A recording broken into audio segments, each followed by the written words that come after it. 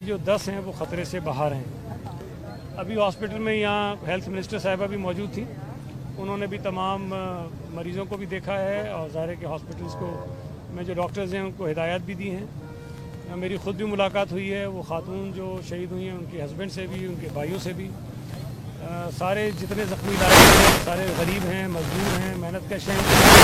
और एक तो हमारी पहली बुनियादी ज़िम्मेदारी भी है कि उनको मुकम्मल और बेहतरीन इलाज की सहूलतें फ़राहम करें, वो इनको हम देंगे। और उसके अलावा भी जो मदद हुकूमत सिंध से हो सकेगी, जो हम इनकी हेल्प कर सकेंगे वो हम ज़रूर करेंगे। मैं ये समझता हूँ कि हम तमाम पाकिस्तानियों को, ख़ास तौर पर कराची के शहरियों को इन हालात को देखना चाहिए और हमारी जो एडमिनिस्ट्रेशन है, पुलिस है, रेंजर्स हैं, इंटेलिजेंस एजेंसीज़ हैं, उनकी हिम्मत अफजाई करनी चाहिए, हौसला बढ़ाना चाहिए कि जिस तरह माजी में उन्होंने मुल्क से दहशतगर्दी का ख़ात्मा किया, दहशतगर्द तंजीमों का ख़ात्मा किया, अपनी जानें कुर्बान की, इस मरतबा भी हमें ज़रूरत इस बात की है कि हम पूरी कौम एक होकर इन दहशतगर्द और मुल्क दुश्मन तंजीमों के ख़िलाफ़ जो है वो लड़ाई लड़ें और उठाने की कोशिश की जा रही है उसको हम खत्म करें। अच्छा ये बताइए,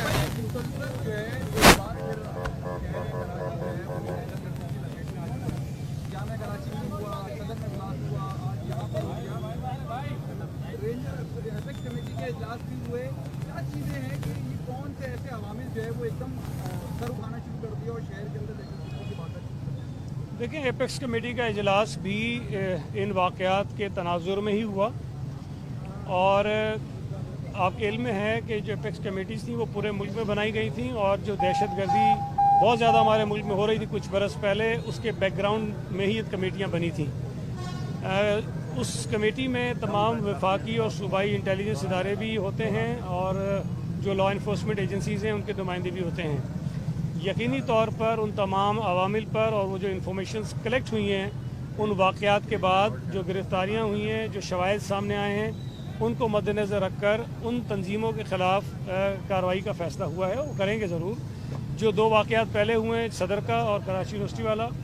उसमें मुझे तो 100% उम्मीद है इंशाअल्लाह ताला जो लोग उसमें मुलविस हैं, जो तंजीमें उसमें मुलविस हैं, उनके ख़िलाफ़ कानून के मुताबिक सख्त कार्रवाई होगी और इंशाअल्लाह ताला इस वाक़े में मुलविस लोगों को भी गिरफ़्तार किया जाएगा और सज़ाएँ दी जाएंगी। लेकिन इस किस्म के वाक़यात करने वाले जो लोग होते हैं, तंजीमें होती हैं, उनके कुछ मकासद होते हैं। वो मकासद ये होते हैं कि मुल्क के अंदर अफरा तफरी हो, अमन व अमान की सूरत हाल ख़राब हो और मुल्क की मईशत अगर वो वैसे ही इंतशार का शिकार है तो उसमें मज़ीद ख़राबियाँ पैदा की जाएँ। ये एक मजमूई कम्प्रीहेंसिव किस्म की एक कंस्पायरेसी है मुल्क के ख़िलाफ़, जिसमें यकीनी तौर पर मुल्क दुश्मन कुव्वतें जो हैं वो मुलविस हैं और हम सबको मिलकर इनसे लड़ना है। देखें, एक तो मैं अर्ज़ करूँ, देखें दहशतगर्दी के वाक़यात के इम्कानात मजमूई तौर पर मुल्क में होते हैं और ये सिर्फ़ कराची तक या सूबा सिंध तक महदूद नहीं है, बलूचिस्तान में भी, केपी में भी, कुछ और इलाकों में भी वाक़यात इस किस्म के हो रहे होते हैं।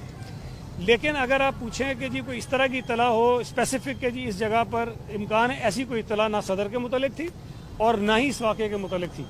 लेकिन जब ये तवातुर से 2-3 वाक़यात हो जाते हैं तो फिर जो इंटेलिजेंस के इदारे हैं वो किसी एक नतीजे पर ज़रूर पहुँच जाते हैं कि इनके पीछे कौन सी तंजीम है और उनके मकासद क्या हैं। और मुझे उम्मीद है इंशाअल्लाह ताला जिस तरह पहले इस कौम ने दहशतगर्दी का मुकाबला किया, इस मरतबा भी करेंगे। नहीं, वो जब यहाँ पहुँची थी तो उनका इंतकाल हो चुका।